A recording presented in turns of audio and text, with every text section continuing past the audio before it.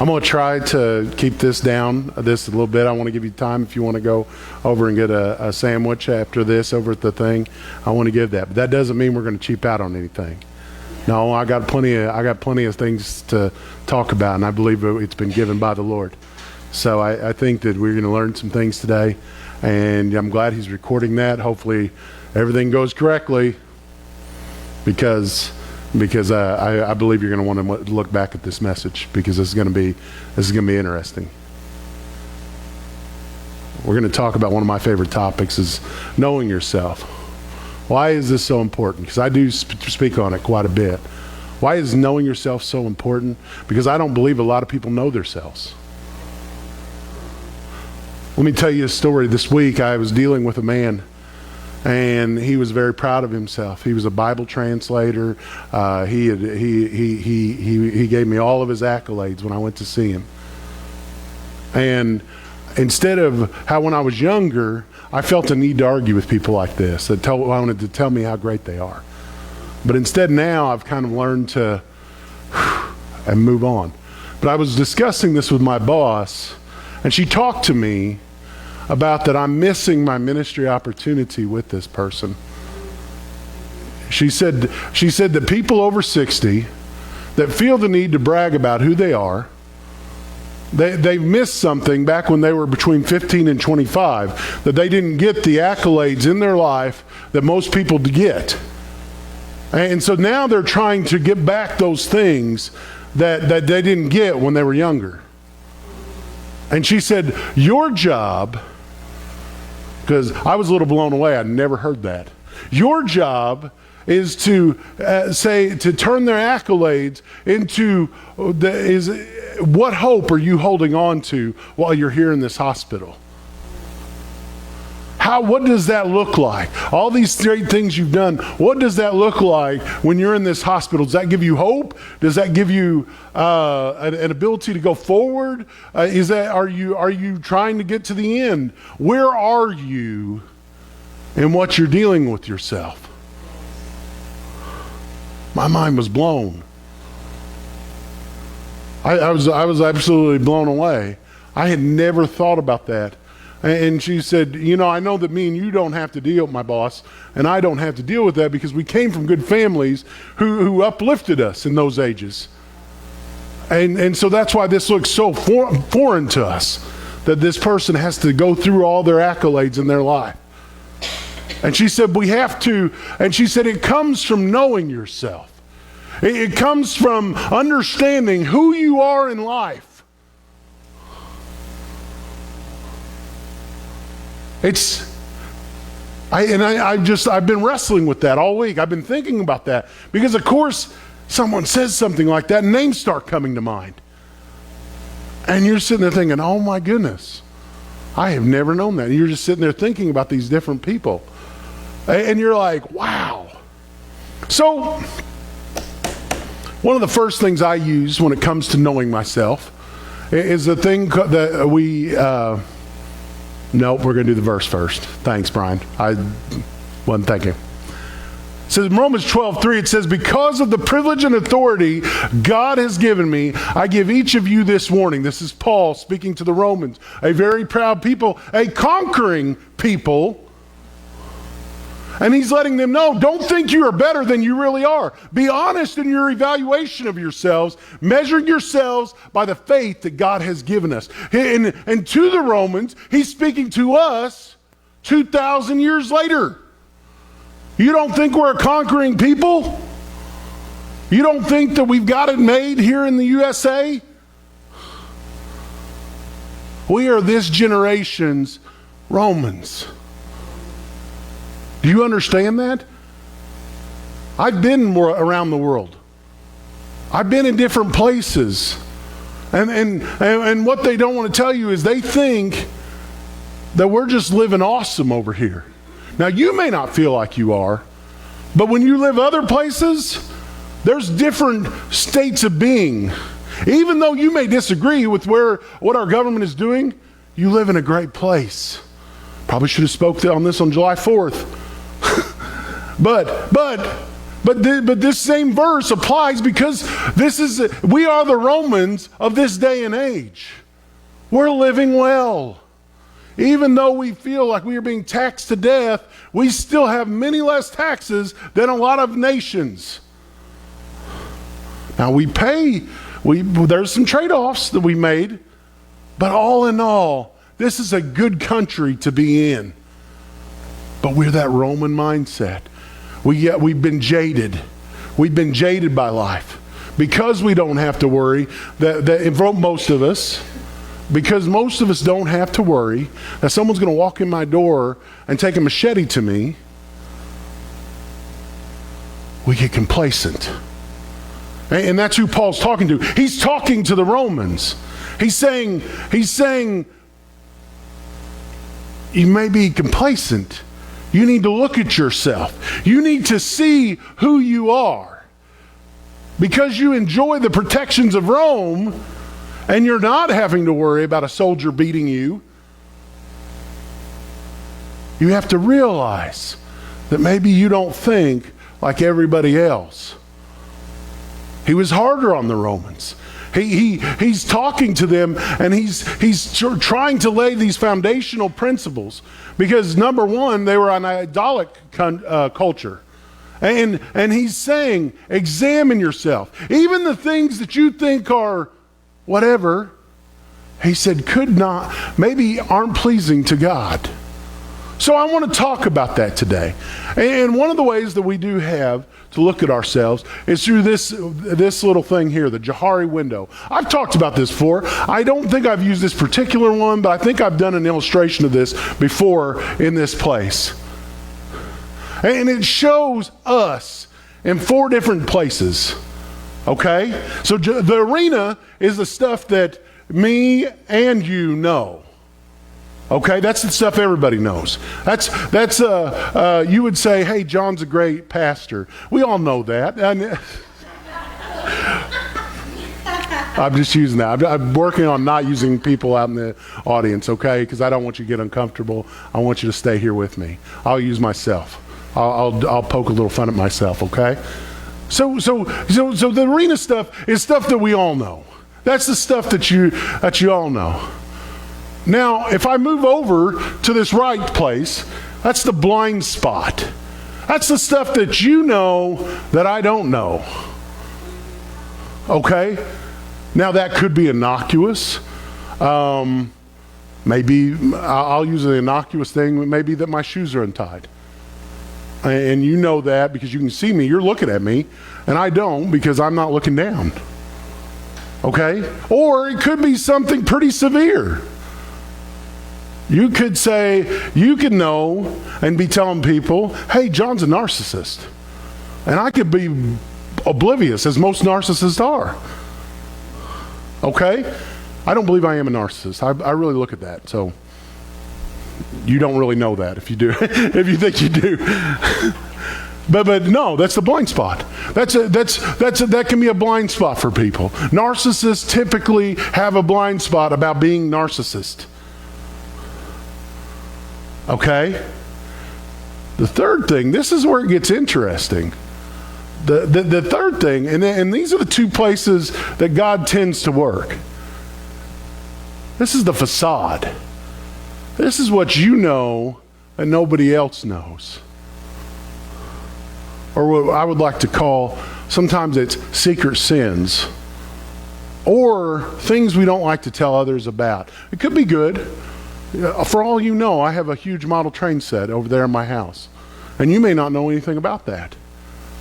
And I don't really, but you don't know that. Am I right? And I can pretend I may never speak about trains ever in your presence, but be a secret train nut.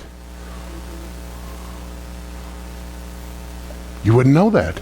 So my facade is I'm this public persona that seems to have it together, but then in secret I like to play with trains.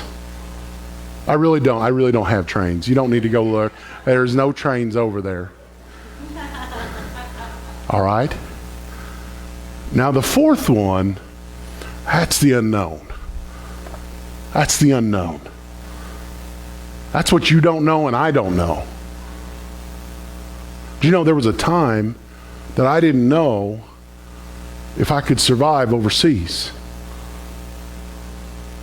If I could go over for 4 months. Claire just did 4 days, but I could go over for 4 months, and if I could survive over there. Now, you may have had confidence in me, and to be real honest, you probably had more confidence in me than I had in me. Because I kind of like modern comfort, so that's what I've learned. In fact, that may be the reason why I never stayed at Jasper's campus, because there was no air conditioning in the units when I was young. And they let the girls sleep in the A-frame where there was air conditioning. The boys had to sleep out in this place in the boonies, and where there was no supervision and there was no air conditioning, and I just saw that as a place that evil could happen. So, and especially after someone like me would spend nights not having air conditioning and maybe get a little tense and upset with life. But I went to Africa and I came back and I learned something about myself, and I do okay overseas. I was adaptable. It took a lot of Jesus. One of my favorite songs is that song by the Catholic guy, Matt Maurer, and it says, "I need you, oh I need you." It says, and I sang that to myself whenever things got tough in Africa. But I made it. I didn't know that I could do that, but I made it. I learned something about myself through that. I didn't know if I could make it. I knew if I had an escape route, I'd probably take it. But I made it. But that was the unknown. Now, the unknown can be good or bad, just as any of these can be good or bad. But this is a method, this is a way of looking at this, of taking evaluation of yourself, deciding, and it takes courage, because you have to ask people where your blind spot is. What do you know about me that I don't? It takes courage. I have to learn to let the facade slip, and I think I do a pretty good job of that here. You probably know more about me than anybody else in the world does at this point. I have to have courage to let my facade slip. And I do that because I want to give you courage to let that facade slip. I want this to be a place that we can come together as family and not have to worry about people laughing at us. I want that. I desire that. That we have that kind of vision of each other and what this church can be. That we could be together and not have to keep up a lot of pretenses. I tell my patients that. I say, I like to come here because you're in a bed and you're exposed to the world, sometimes literally. And I'm dealing with a real person sometimes. I'm not necessarily in for the, doing great, Pastor John. And far as I know, you're doing great. Because that's all I ever get told. I like people to be real with me. It's okay. If I can't face people when they're real with me, then I wouldn't be much of a pastor. And I see, here's what happens. Things fester under the surface. This is why a lot of pastors have left the ministry. Things fester under the surface. People kept telling them, everything's fine, Pastor Dave. Everything's fine. And then one day it all explodes. Suddenly Pastor Dave finds out it's not fine. It's not great. It's not been great for a while. I'd been getting lied to. He'd been getting lied to. There's no Pastor Dave, okay? Don't try to be sitting here figuring things out. There's no Pastor Dave. Let me just tell you that. But it's a story that plays out again and again. It did happen to my friend Derek. He found out that there was a lot of undercurrents in the church that he was at. He said, when I started out, I didn't know there was all these undercurrents. And he said a year in, I started finding out there was all these undercurrents. And he's never made it back to the pastorship. He has a degree, he has everything he needs. But He's serving in a different capacity right now. We don't know these things, but I want us to. I want us to be honest with each other. And that's okay.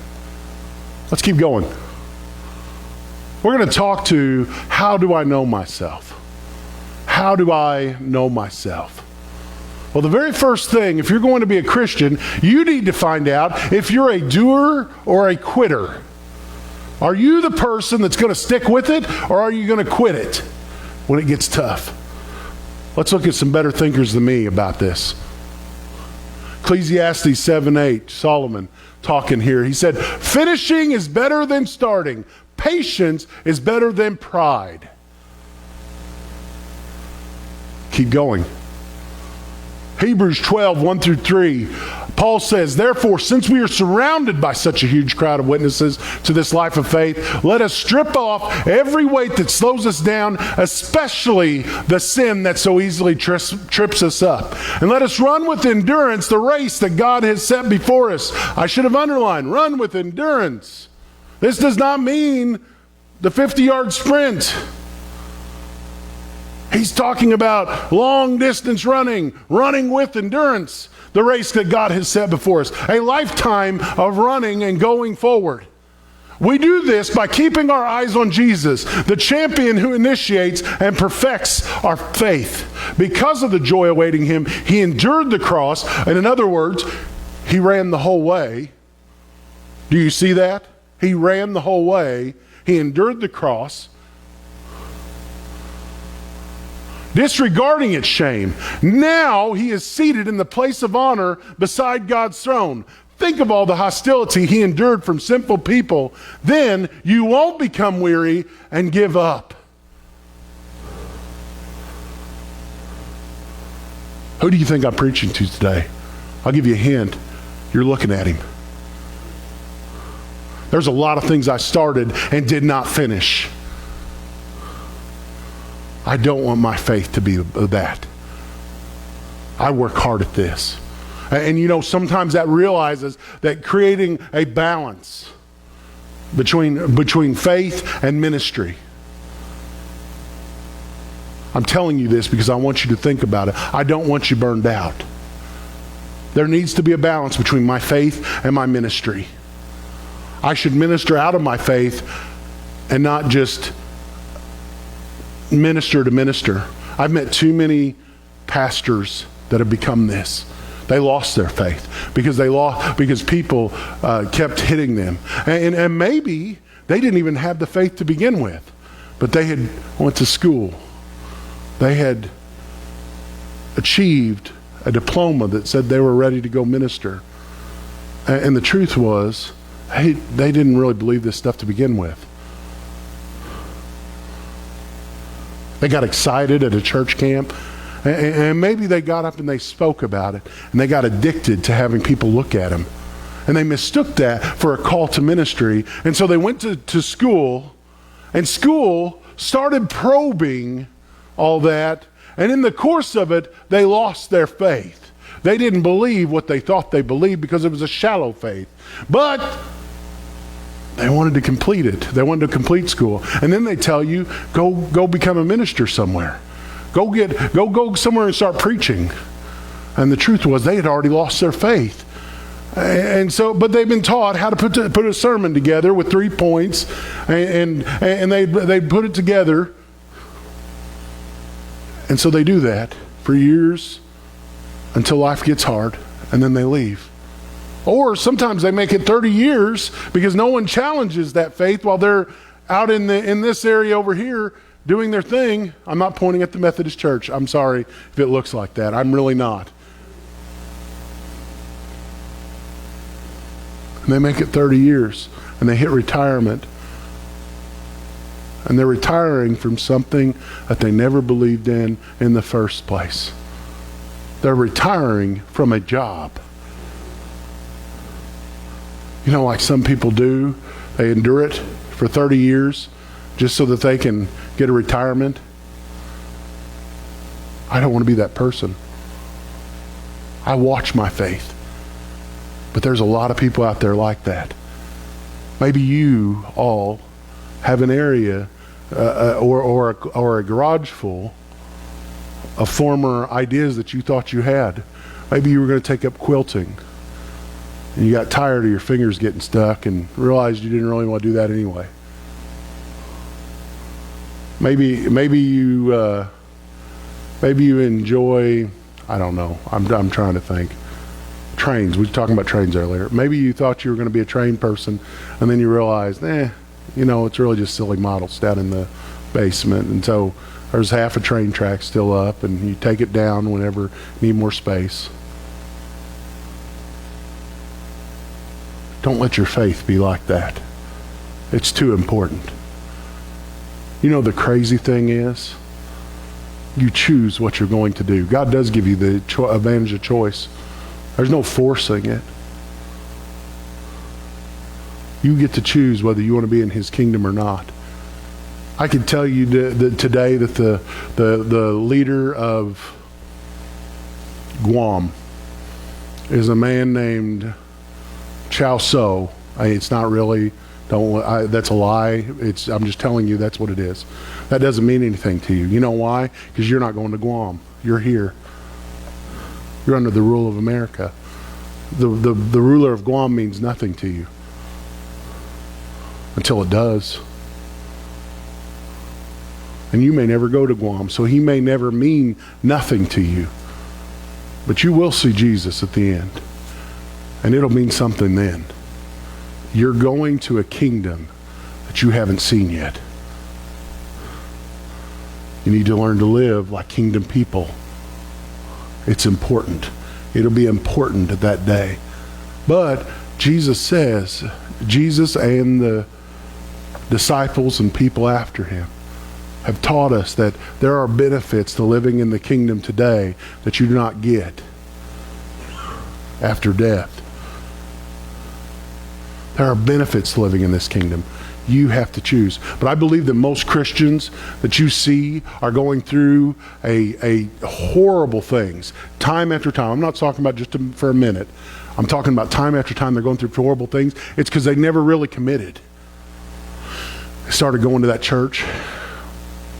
They got an emotional moment maybe, and they put their name on the salvation record.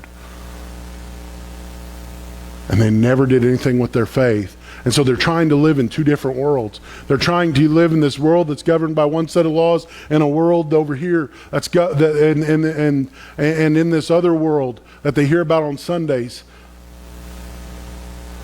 And they just keep warring with each other. They keep warring with each other. And because the Bible says that a double-minded man will always come to destruction. When you try to live in both worlds, you'll do neither one well. You have to make that decision right off the bat. That's the first thing. That's the very first thing. We have to make that decision right off the bat. Paul in Hebrews here tells us the race is long. Anytime the word endurance is used with race, that means it's not over quickly. Think marathons, not sprints. He said, make up your mind. Are you going to be a marathon runner? Are you going to keep going when it's too hot outside? Are you going to keep going when it's too cold outside? Are you going to keep going when it's raining outside?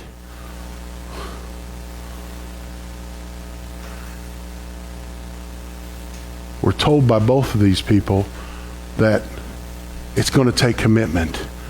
It's not just something you decided on one Sunday night back in 1979. It's commitment. It's a commitment to keep on going, even when life tries to slow us down. It's a commitment to keep going when it says we have to press through.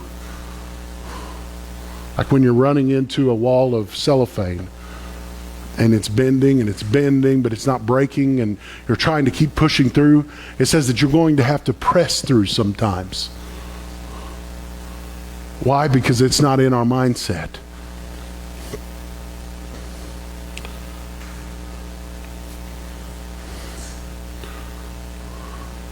point number 2.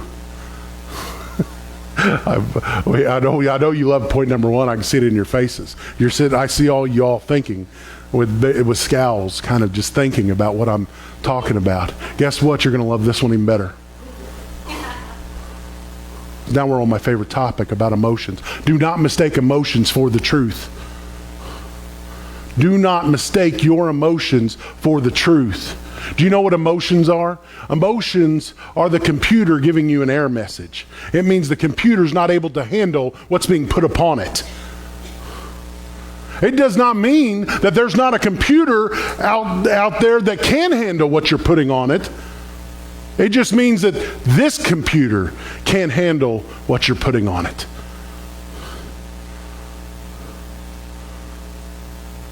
Did you know that? And there's people that want to share their emotions. They're the computer popping the error message at the person that's wanting to be able to work with it. It's telling the person that's work with it, and I guarantee you that most times the person that's wanting to work with it is like me. I'm having to do it for a reason. And the only one that can fix that computer's ability to be able to go forward is the person that built it, the creator. That's why they put expansion slots in computers. Did you know this? They can make your computer faster. They can change things out and make the computer faster. We listened to Jesus when he talked about, do not put new wine into old wineskins. It'll cause it to burst. I can't put a program from today, Windows 2024, whatever it is now, I can't put that on my 1986 laptop unless it has been changed out inside to be able to run that type of a program. I can't put new wine into an old wineskin. It's the same with people. There's things that we have inside that trigger emotions that tell you you can't do what's being put upon you. Emotions are the error message. They're saying, I don't know about happiness. Happiness usually means things are running well. But anger, crying, those type things, it's an error message. It means that I'm not capable of running this. And instead, they look to the user to fix them when they need the creator. He gives us new power. But to the computer, that's its world. Do you know that in a computer, there's a world, a netscape, a thing that's going on inside of it, an operating system? That to that computer, that's its world, and that's how it runs on itself. It is capable of running in the environment that it's put in until new things hit it. And then it reacts. It either does it, and it's okay, or maybe it runs slower. Maybe it quits altogether. But to the computer, that's all it knows. Until it meets its creator. And its creator does something different. But you're trying to get the user, i.e. a husband, a friend, a brother, a sister, a daughter, a son, a mother, a father, to make change on something that only the creator can do. Are you hearing me? This is a big thing. I'll tell you right off the bat. This is big. It was big to me when I was sitting there thinking about this all last night, about how we use our emotions. Our emotions are good things because they tell us that, you know what emotions are supposed to tell you? Especially the heavier ones, the ones that are anger or crying or sadness or whatever. It says it's time to call the creator. It's time to get back in touch with the creator. You can't handle this. You need more RAM. You need more ROM. You need a different operating system altogether.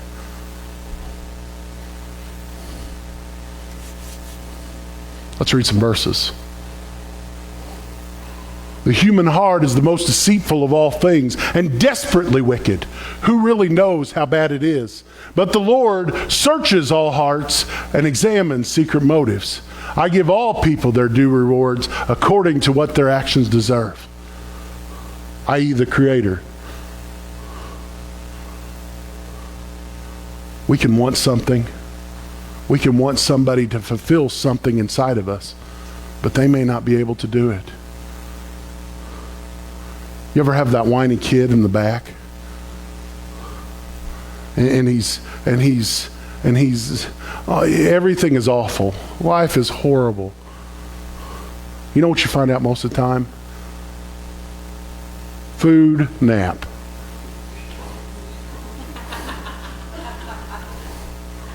Processor needs to reset.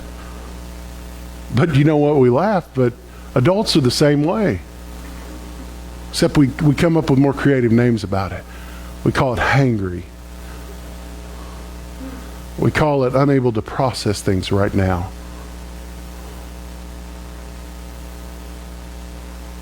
You know, and since we're on this, I'm going to keep going. Dig myself a little deeper. We'll try to teach a kid how to be good people. We'll take them out of Walmart when they start crying. We'll not give in to demands or terrorist things the same way we deal with terrorists.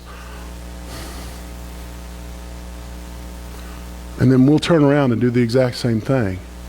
And we wonder why they're doing it.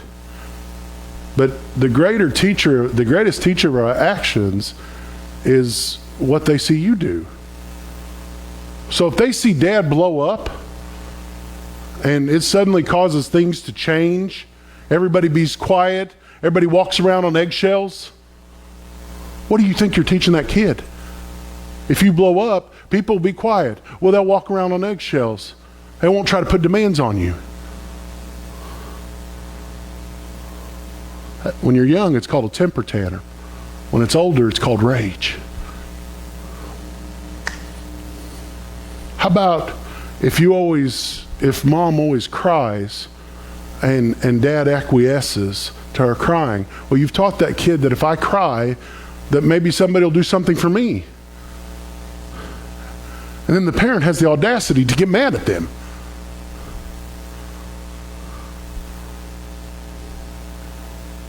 Excuse me, Pastor John, those are my toes you're treading on.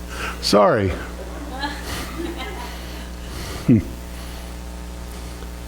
God calls us to get control of our emotions. You know why? Because he knows that you're examples to the people that you're around. It may not be your kids, it may be your workmates. You don't believe workmates watch and see what people get away with if they do something, and you don't think they try to copy it?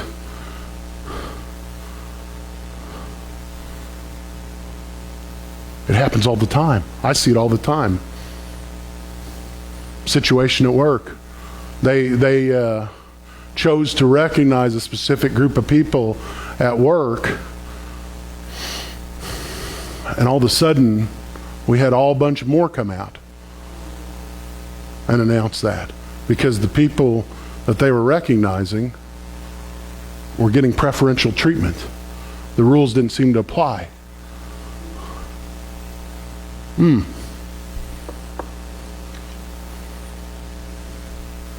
Interesting. The heart is deceitful.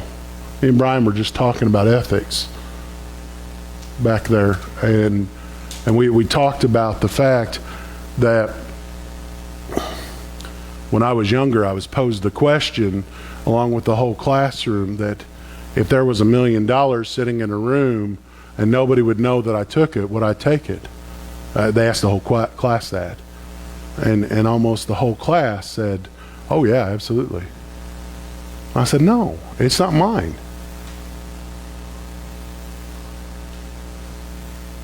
They named their price. But let me run this by you. If you're a Christian, your price has already been paid. Did you forget that? Some of those people in that class claimed to be Christians, but they forgot that their price had already been paid. They shouldn't be selling out for any price. Look at Joshua. Do you think it would have been easier for him to give in to Potiphar's wife? At the time, it sure would have. Got him locked in prison for 7 years because of it. But he kept his dignity, and where he was what led to him running a country. Not Joshua. I said Joshua. Joseph, thank you. Thank you. Get control of your emotions. Recognize what they are, that they're an opportunity for God to help us to become better people. Instead, and then we'll trade a feeling of everything's fine and going forward well for the Lord's joy. And find out what true happiness truly is. We were talking this week. I had a job when I first started, and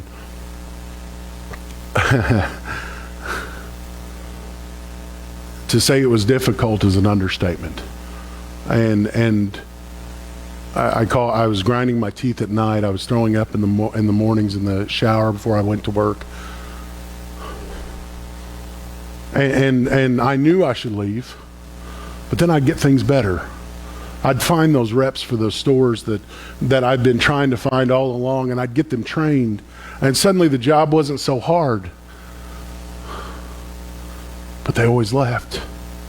And then I was right back in the same state, grinding my teeth, throwing up in the shower in the mornings, working 60, 70 hours a week for a job that only paid less than a teacher.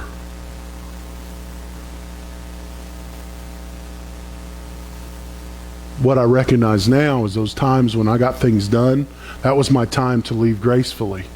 And instead, I took it as my time to kick back and not do any more thing. Take it as time earned from the other times when it was horrible. But it was really God giving me a way out and me not taking it. That was the time those job things should have been in the mail. So I should have been looking for another job. And I recognize that now. It's a benefit of getting older and recognizing what things are. But instead I'd come home and I would allow my emotions and the stress of work to rule my life. My CPU is going off. Made me irritable. And my CPU is going off with danger, Will Robinson, danger. I'd just go endure it for another day, waiting for the CPU to crash. Praise God that He's with us in those times when we don't hear Him. Let's keep going. Proverbs 29:11 says, fools vent their anger, but the wise quietly hold it back.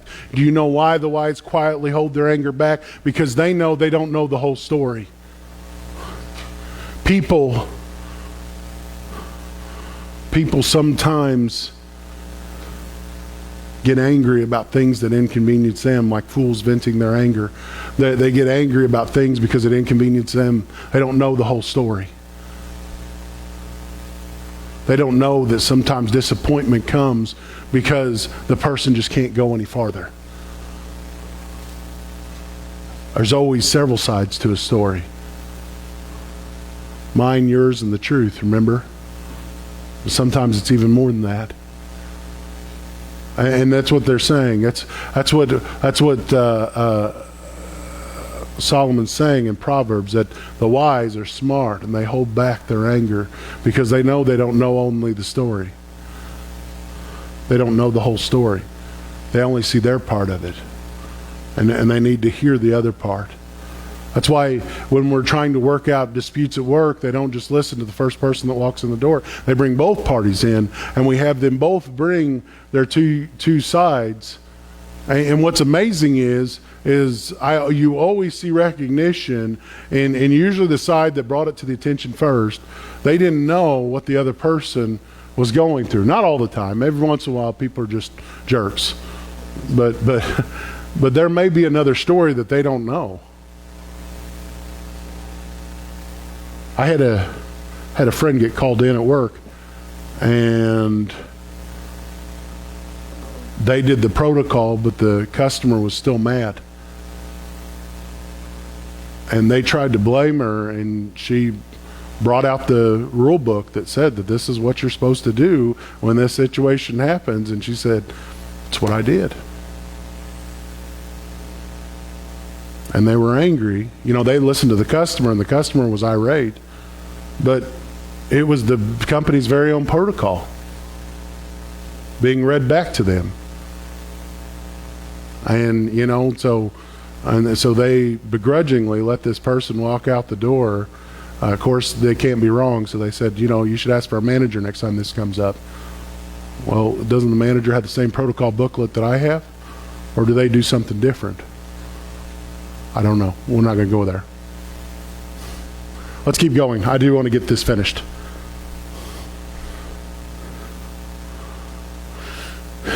If you figured out the first two, then understand that you're not who you were. This is great. If you figured out these first two, guess what? You're no longer who you once were. That's the greatest thing about salvation. If you're willing to run the race, you're no longer the person that you once were. Keep going. 1 Corinthians 6:9-11 says, "Don't you realize that those who do wrong will not inherit the kingdom of God? Don't fool yourselves. Those who indulge in sexual sin, or who worship idols, or who commit adultery, or are male prostitutes, or practice homosexuality, or are thieves, or are greedy people, or drunkards, or are abusive, or cheat people, none of these will inherit the kingdom of God. Some of you were once like this." You know who he's preaching to? He's preaching to the Matthews. He's preaching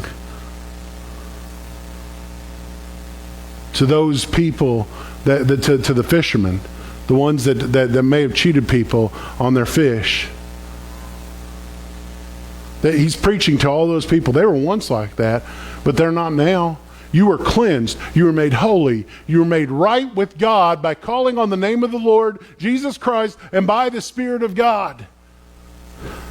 Why did I leave this last part in here? Because I want to point out that once again, it's not by us. It's only by God where we change from this identity up here to a new identity. Church people forget that sometimes. I forget that sometimes. I'll get mad at somebody that used to do the same things that I did. But I was that same person. And just like I needed mercy then, so do they. And it's only by Christ Jesus that I'm even able to do something like this. To be able to speak to you. To be able to walk out this life. I chose to be both a talker and a doer of this life. It's hard sometimes because the world's not like that. Southern Illinois is not like that. But we choose to do the hard things because we're in this race for the long haul. Keep going. 2 Corinthians 5:17-18. Why are we using both the Corinthians? Because the Corinthians were known as the people that were very carnal. They were the biggest problem. They lived by the flesh. They lived by emotions. They were very emotional people. This would have been the time of the Greek thinkers that had they were dealing with all these different thoughts of how the mind works and why it triggers certain emotions and everything else. And Paul's talking, and so the people on the street hear these things about things that people have heard in the forum from all the great thinkers. And so they have a lot of ideas. They're full of themselves. And so Paul is countering that by saying that Christ calls you to more. He said, this means that anyone who belongs to Christ has become a new person. The old life is gone, a new life has begun, and all of this is a gift from God who brought us back to himself through Christ. And God has given us this task of reconciling people to him. He brought you back, and then he gave you the job of doing it to others. Did you know that? How are you going to do it to others? You have to show them that there's a new life there. You have to give them something that they actually want. You have to show them that the person they knew is dead, and behold, I'm a new person, alive in Christ, changed. As our worship team comes up, we're going to sing a new song today.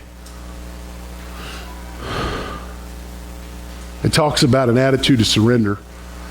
That's the only way this new person can come to be. Did you know you have to, just to keep up with my computer allegory, you have to shut the computer off